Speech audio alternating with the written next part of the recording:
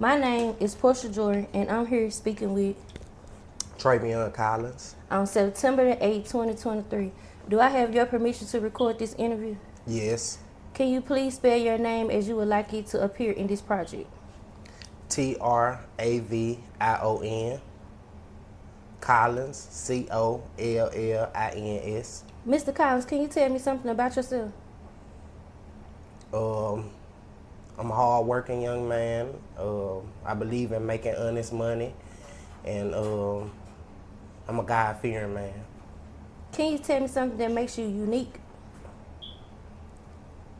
My mom had me on her birthday 32 years ago.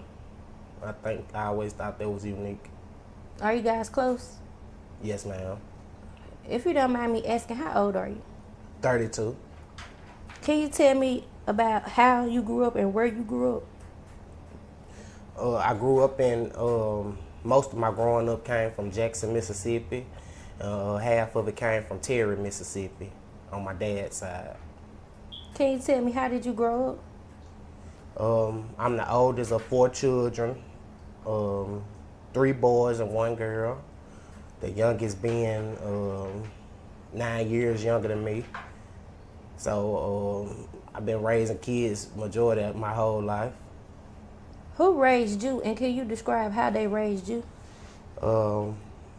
I got a family full of females, so I was raised by my mom, my aunties, older cousins, grandma, a lot of women. Do you think it was easier for all females or females and males?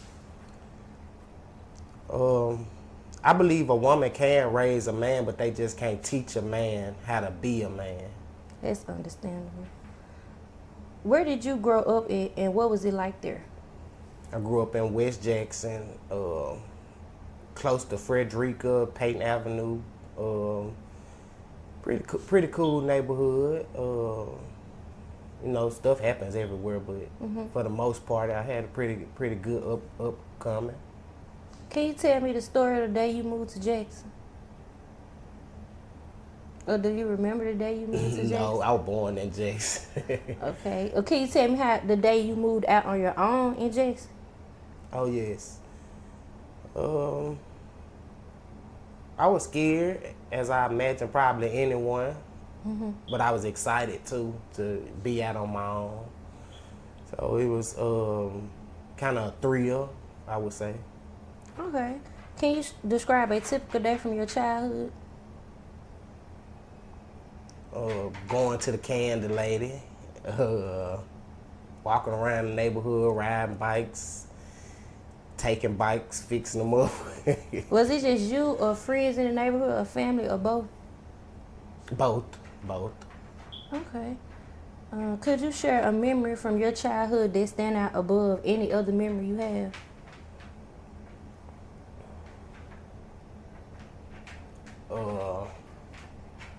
The day I lost my dad, I was in Houston, Texas, on the way to see my cousin's wedding, and we got a phone call that my dad had passed away, and it's a day that I never forget.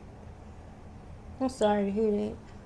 Can you tell me about your experience of becoming a parent?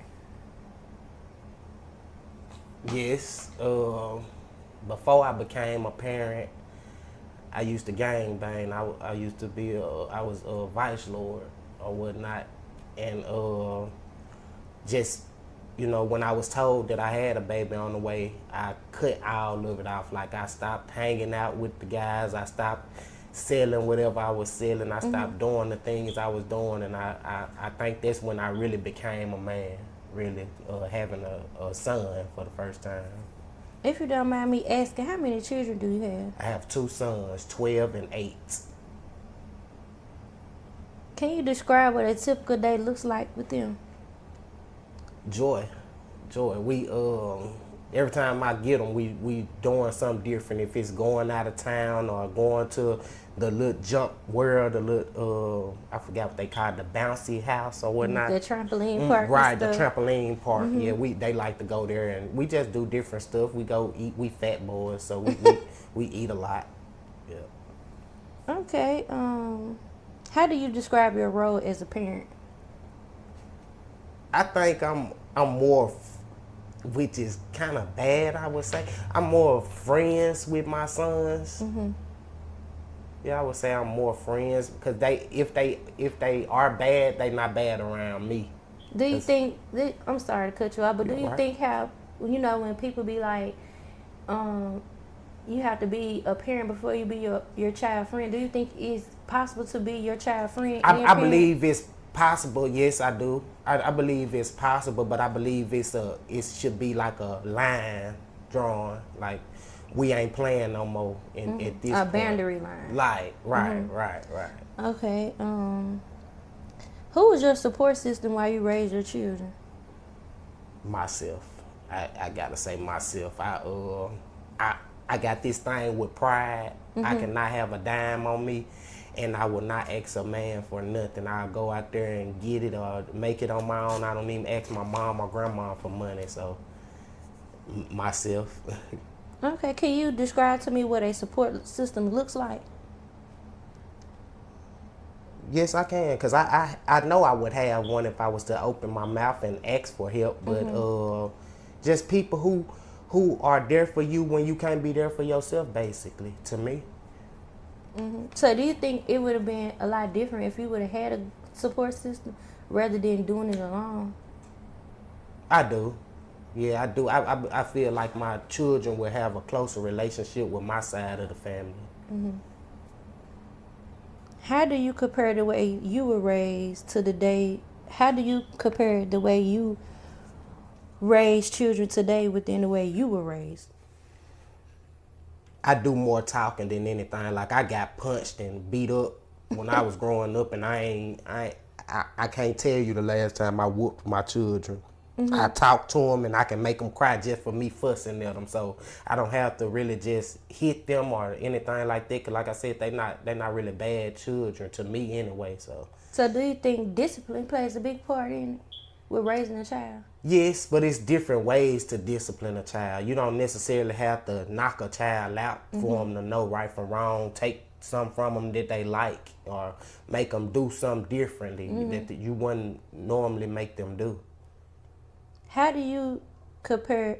I'm sorry. Do any stories come to mind that show you similarities or differences between how you was raised and your kids was raised? Like, do you see similarities to how you was raised to how you're raising them? Yes, I see a lot of similarities because I don't just fuss at my kids. I teach them. I'm showing them why I'm fussing at them. I'm not just fussing at them and they clueless about it. And that's how my mama raised us. She, even though she was whooping us, but while the belt was touching us, she was telling us why she was, you know what I'm saying, why we shouldn't do this or do that. So yeah, that's similarities. Can you paint a picture of the neighborhood you live in? Now? Like, can you tell me what it looks like when you wake up in the morning, you walk out your door, like that image that you see?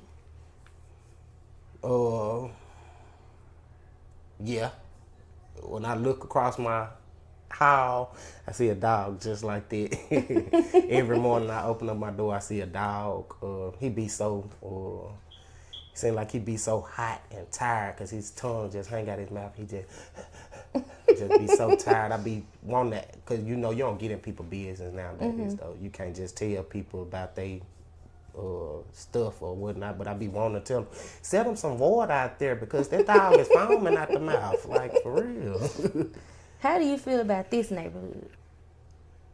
I don't know much about it, but from what I see so far, everybody down to earth. People don't mind speaking when you don't get that everywhere. Like I was just working in Pearl, and people not. It's just a total difference. Like y'all, people have already came up to me and introduced themselves and just started conversations with me.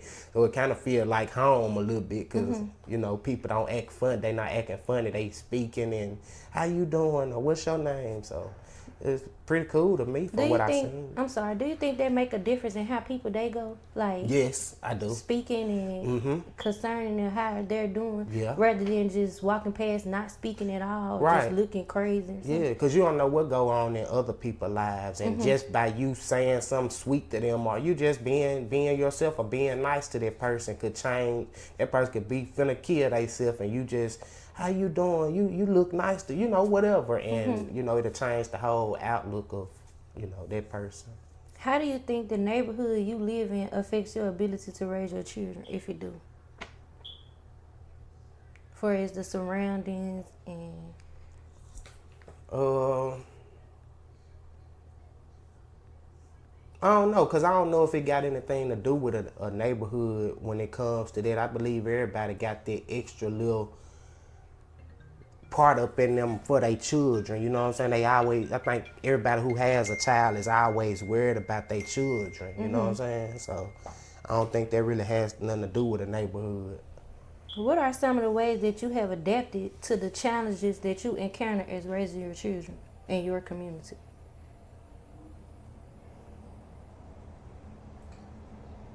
Like, what are some things that you said, like, okay, well, this is it. I got to deal with it.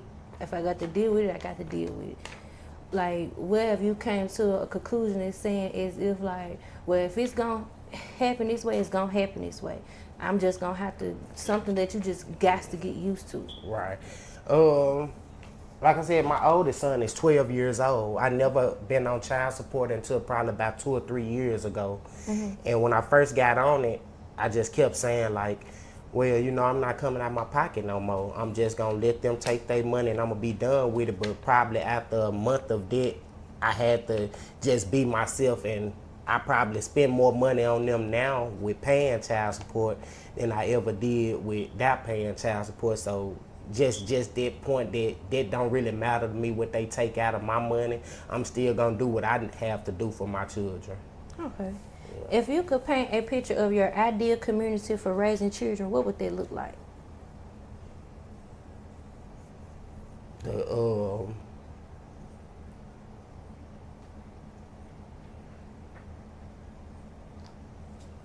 Pearl or Clinton. Pearl or Clinton. Just not where you can, places you could just leave your door unlocked like back in the old days. You could just leave your door unlocked and go to bed, you know what I'm saying? And don't have to worry about nobody kicking in your door or climbing through your window. I believe everybody want that for their children, because don't nobody want to see their children be scared of to grow up or to live life. So that's my idea. Do you think if your idea was here today, that it'll make a change in some of the kids in Central Jackson? I do. Yes, I do, because I believe peer pressure, even with adults, peer pressure is a major thing. I'm glad I never fell to that. I always had my own mind, because I'd be on all type of drugs right now if I went by what the boys or the guys I used to hang out used to tell me to do. So, What are your hopes for the children in your community? to just do something with their life. Like, you don't necessarily have to go to school or nothing like that, but get out and make an honest living instead of listening to what the rappers say, and half of the stuff they talk about, they either not doing it no more or never did it in their life. So just making an honest living. Whether it's flipping a burger, it don't matter, as long as you making your money the right way. Is there anything you like to add that I didn't ask you about today? I seen both of my sons being born. I cut both of their umbilical cords. I never missed birthdays, anything like that. Those are like special moments for you? Yeah, that's special moments for me. That's basically it. That's basically it. How do you predict that parents will be raising children in the generations to come? The children will be raising the parents. What new obstacles you think they'll have to face? Like, what new opportunities you think they'll have in the future than now? Like bad or Like, just Just period. Period. Like what opportunities will they have? Like, you know, you got some kids now they got opportunities to play professional basketball, professional football. Do you think they'll have that in the future, or do you think it'll be something new in the future that they'll have? Oh yeah, it'll be all type of new things going on. Like it'll be way more, you know, stuff for them to get off up into besides just football and basketball. Do you think if it was more things for the children to do in a community, that'll be a big problem solver? Yes, I do, because when I was growing up, they had us little teen clubs and stuff. Like I started going to the club for the first time when I was like 15 or 16, and they had teen clubs for us. Now I don't really see clubs for the children and stuff like that. So, yeah. In what ways do you think that sharing your own story and ideas will benefit your children and the future generations to come? I believe it'll benefit them a lot because I've been through a lot in life. I've been shot. I had to learn how to walk again and everything. So I know if I could get up, be hard-headed. The doctor told me not to get out the bed, but I got up and went and got me an education, and now I'm working in my field right now. I'm a maintenance man. Successful. So, you know what I'm saying? So I believe anything is possible through God. If you could tell the children in the future one thing, what would it be? Stay true to yourself. Stay true to yourself. All right, well, Mr. Collins, I greatly appreciate you taking your time out to have this interview with me today. No problem at all. Thank you You're welcome. for having me.